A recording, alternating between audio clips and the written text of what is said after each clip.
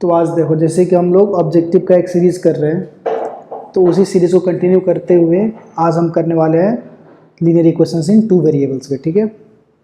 और इसके खास करके ऑब्जेक्टिव में कैसे क्वेश्चंस आने वाले हैं और किन किन चीज़ों से क्वेश्चंस पूछा जाता है, सबसे पहले उस चीज़ को देख लेते हैं और फिर कुछ कुछ क्वेश्चंस ले लेंगे।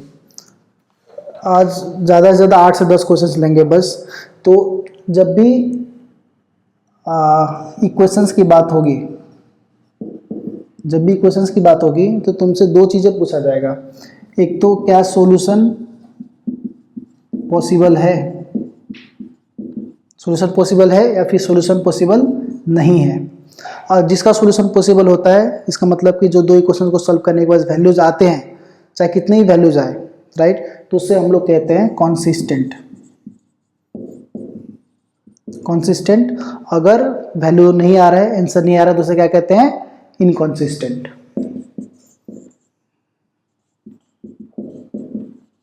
इनकॉन्सिस्टेंट, ठीक है। सिंपल दो चीज देखना है, सॉल्यूशन पॉसिबल है कि सॉल्यूशन पॉसिबल नहीं है, बस। अब इसमें ना 2-3 केसेस बनते हैं, जैसे कि इक्वेशंस इन 2 वेरिएबल्स हम पढ़ रहे हैं ना,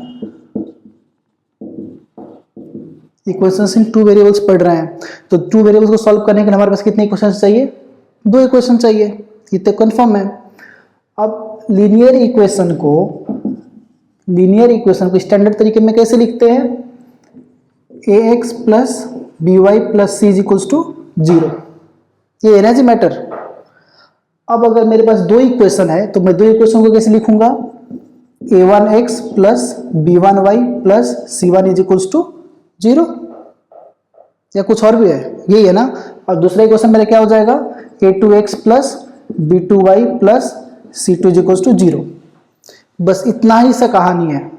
अब एक छोटा सा और चीज़ है कि हमें कैसे पता चलेगा कि गिवन पेयर ऑफ इक्वेशंस का एक सॉल्यूशन है, मतलब यूनिक सॉल्यूशन है, या फिर इनफाइनाइटली मेनी सॉल्यूशन है, या फिर सॉल्यूशन ही नहीं है। 3 केसेस होते हैं, राइट। एक तो पहले की यूनिक सॉल्यूशन, यूनिक सॉल्यूशन मतलब कि एक सॉल्यूशन पॉसिबल हो। दूसरा के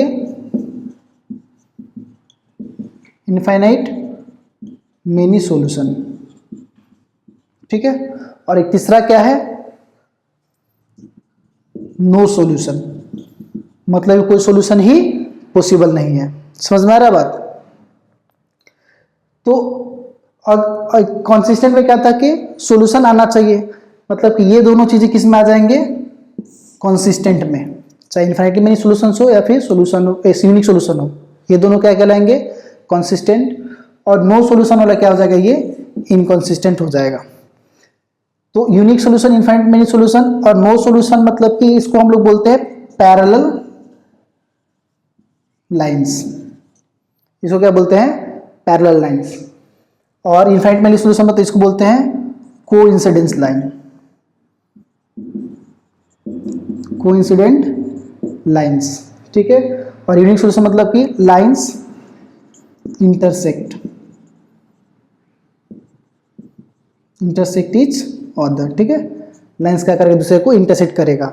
लेकिन इन तीनों के लिए कंडीशन क्या है, अलग अलग कंडीशन है। जैसे कि हम कोई भी दो दिए गए इक्वेशंस को कंपैरिजन करेंगे स्टैंडर्ड फॉर्म से, a1x plus b1y plus c1 is equals to 0, a2x plus b2y plus c2 equals to 0।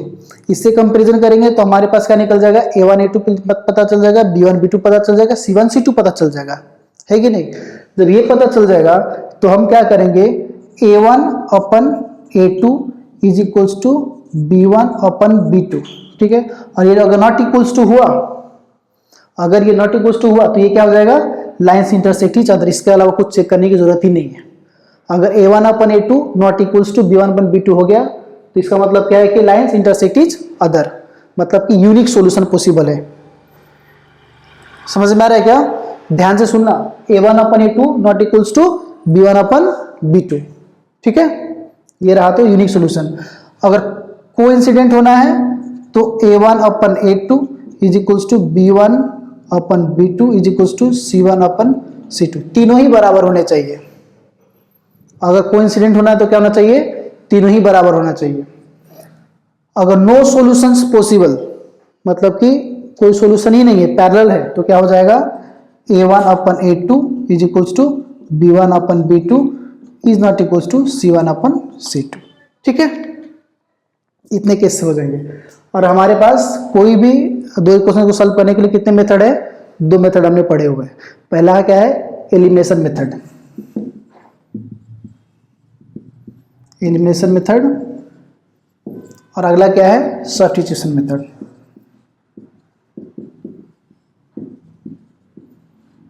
समझ में आया क्या, पहला एलिमिनेशन मेथड, अगला क्या है, सब्स्टिट्यूशन मेथड। तो आज अब जो हम करने वाले हैं, ऑब्जेक्टिव जो क्वेश्चन जो भी लेने वाले हैं, वो इन्हीं सब चीजों से सॉल्व होगा। ठीक है, अब एलिमिनेशन मेथड कैसे होता है, सब्स्टिट्यूशन मेथड कैसे होता है, ये मैंने ऑलरेडी एक वीडियो में पढ़ाया हुआ है, वीडियो जाके देख सकते हो, नहीं तो फिर ये बाद में एक बार रिवाइज करवा दूंगा। ठीक है, और फिलहाल के लिए हम एक अभी के लिए सबसे पहला क्वेश्चन एक लेके देख लेते हैं कि इस क्वेश्चन में क्या बोला जा रहा है। तो पहला क्वेश्चन कुछ ऐसा है, two lines are given to be parallel, the equation of one of this lines is इतना, the equation of the second है। देखो दो, एक लाइन तो दिया हुआ है, अब पूछ रहा है किससे पैरेलल कौन सा होगा, ऑप्शन में से चूज करो। तो जो लाइन दिया हुआ है वो ये है, 5x minus 3y is equals to 2, ये रहा। तो अगर इसका तुम देखोगे तो यहाँ पे लाइन पैरेलल होने के लिए हमारे पास क्या है, a1/a2 इक्वल्स टू b1/b2 होना चाहिए, या फिर c1/c2 नहीं होना चाहिए, राइट। तो हम इसको सबसे पहले स्टैंडर्ड फॉर्म में लिख के देख लेते हैं। तो ये मेरा क्या हो जाएगा, 5x minus 3y minus 2 is equals to 0।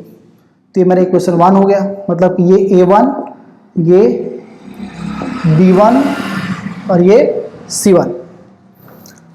तो हमें ऑप्शन में दिए गए 4 ऑप्शन में से एक ऐसा ऑप्शन चुनना है, मतलब लाइन की इक्वेशन है जो कि इससे क्या बनाता हो, पैरेलल बनाता हो। तो ऑप्शन ए देखेंगे हम तो -15x minus 9y is equals to 5 है, मतलब कि 5/-15 माइनस 9/3, तो ये तो दोनों में माइनस आ जाएगा, तो ये हमारा होगा नहीं। यहाँ पे हमारा ये क्या है, a1 इज इक्वल्स टू 5 है, b1 इज इक्वल्स टू -3 है, और c1 इज इक्वल्स टू -2 है। और ऑप्शन बी देखेंगे तो हमारा 5/15 और -3/9,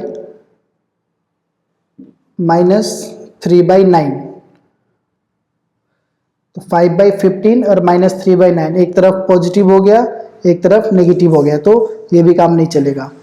ऑप्शन सी, ये 5/9 और 3/15, ये तो हो ही नहीं सकता। ऑप्शन डी देखेंगे तो 5/-15 और -3/9, हाँ ये हो सकता है। ऑप्शन डी हमारे देखेंगे तो क्या है, -15x plus 9y is equals to 5। तो इसको अगर स्टैंडर्ड फॉर्म लिखोगे तो क्या हो जाएगा, -15x plus 9y minus 5 is equals to 0। तो ये तुम्हारा a2, ये तुम्हारा b2 और ये तुम्हारा c2। तो a2 हमारा कितना हो गया, -15, b2 कितना हो गया 9 और c2 कितना हो गया -5।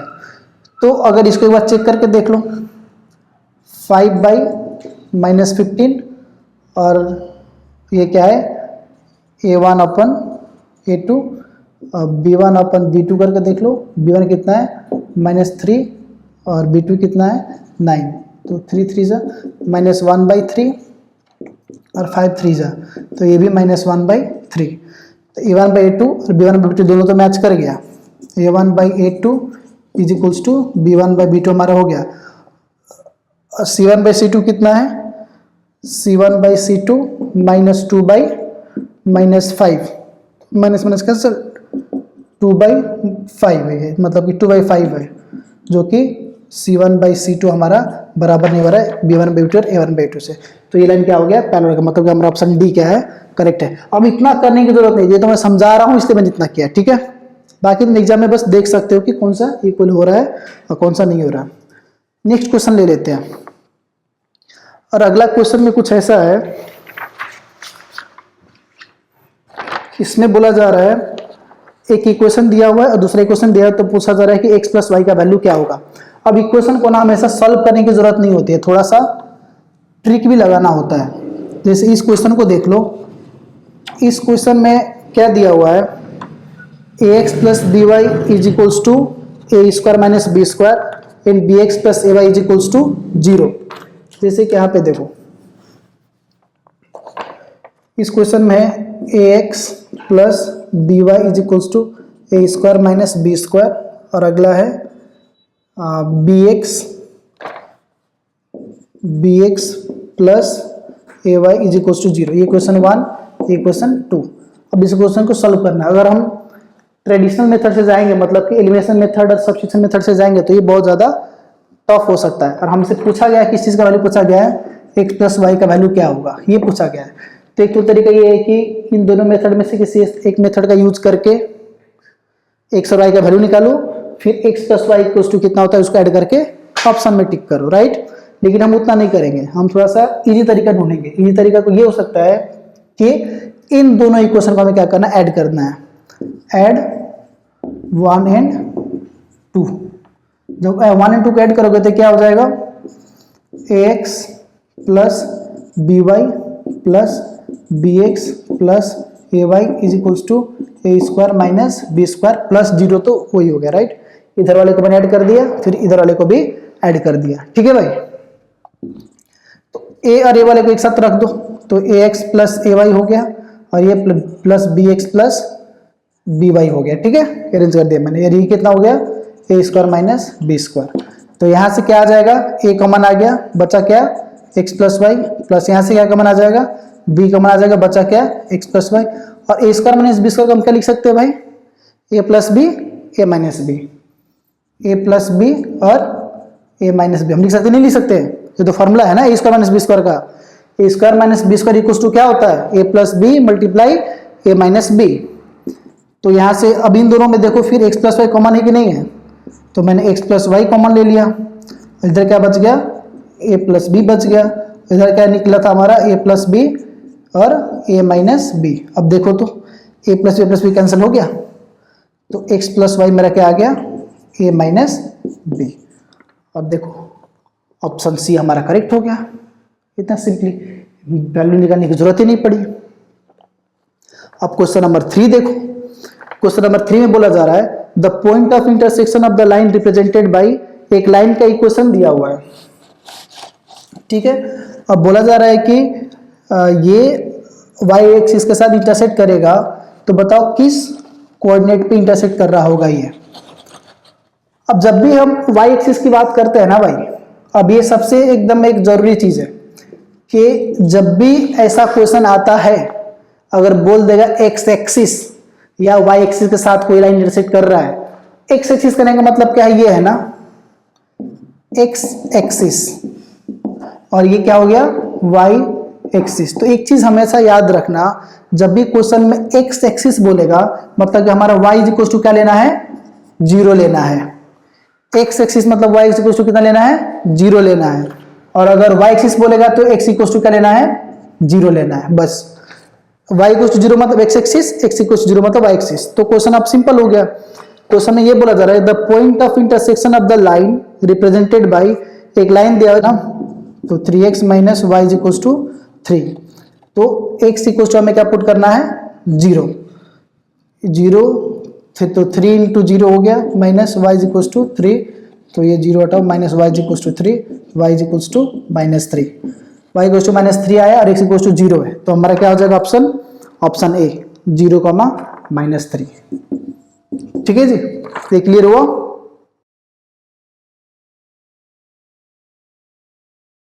The pair of linear equation y is equals to 0 and y is equals to minus 7 have।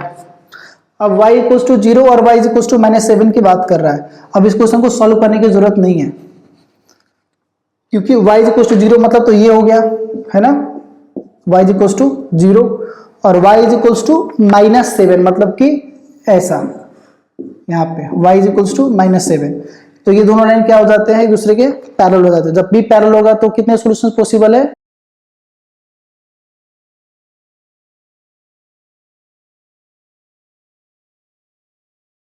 बिना टाइम वेस्ट किए अगला क्वेश्चन ले लो, क्वेश्चन नंबर 6।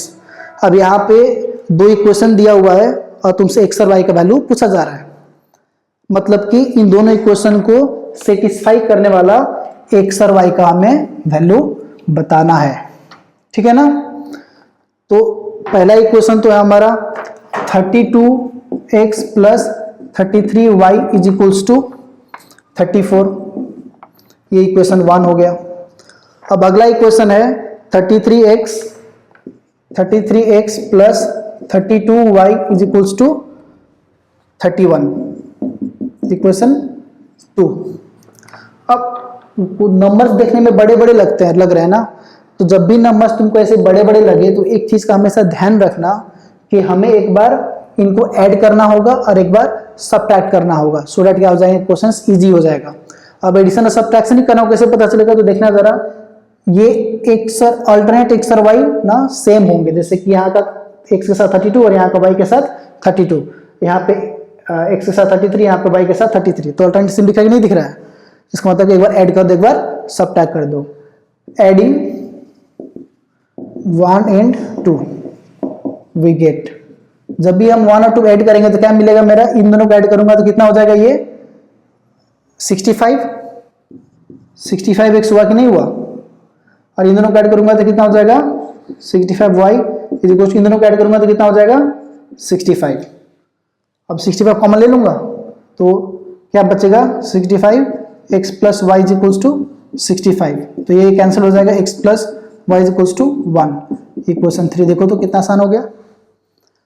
अगला मेरा क्या हो जाएगा, एक बार इन दोनों को सबट्रैक्ट कर देते हैं, सबट्रैक्टिंग 1 and 2, या फिर सबट्रैक्टिंग 1 from 2 कर दो, ठीक है, 1 from 2, इसको इसमें से काट दो, 33 में से 32 जाएगा कितना बचेगा x, इसमें से कितना बचेगा -y, और इसमें से कितना बचेगा जी 31 माइनस 34 -3, तो इक्वेशन क्या हो गया 4। अब ऐड 3 and 4, जब 3 and 4 को ऐड करोगे तो क्या आ जाएगा, x plus y is equal to 1, और अगला x minus y is equal to -3, ये कैंसिल आउट, दोनों कैंसिल आउट हो गए, तो x प्लस एक्स कितना 2x इज इक्वल टू, ये कितना हो गया -2, x इक्वल टू कितना होगा -2/2 कट के कितना हुआ -1, तो x इक्वल कितना आ गया -1। जब x -1 है तो अभी आपने निकाला था ना, जब x -1 है तो y कितना होना चाहिए, क्योंकि -1 plus y is equals to 1 है ना, तो y इज इक्वल टू क्या आ जाएगा 1 + 1, y इज इक्वल्स टू 2, तो x का वैल्यू -1 और y का वैल्यू 2, तो तुम्हारा ऑप्शन क्या है, ऑप्शन ए तुम्हारा करेक्ट हो गया। एक और मजेदार चीज है, बिना सॉल्व किए हुए कैसे आंसर निकाले, खासकर ऑब्जेक्टिव में, क्योंकि अभी तो मैंने सॉल्व कितना टाइम लगा। एग्जाम में क्या करना है कि तुमको 4 ऑप्शन दिया रहेगा, जो 4 ऑप्शन में से एक ऑप्शन दोनों इक्वेशन को सेटिस्फाई कर जाएगा वो तुम्हारा ऑप्शन हो गया। तो अगर मैं इसे चेक करूंगा, पहला ऑप्शन चेक करूंगा कि -1 और 2, मैं यहाँ पे -1 और 2 पुट करूंगा तो 32 इंटू x -1 कितना हो जाएगा -32, और y कितना है मेरा 2 जो दिया हुआ ऑप्शन, तो 33 टू 66, -32 + 66 कितना होता है, -32 + 66 कितना होता है, -32 + 66, मतलब कि माइनस करना है, तो -32 4 और ये 3 34, ये आ रहा है कि नहीं आ रहा है, आ रहा है। और फिर अगला इसमें पुट करो, -1 और 2 पुट करो, इसमें -1 कितना -33 और ये कितना हो गया 64, तो 64 - 33 ये कितना हो जाएगा 31, तो मतलब कि दोनों में सेटिस्फाई हो रहा है कि नहीं हो रहा है, तो हमारा वही ऑप्शन करेक्ट होगा।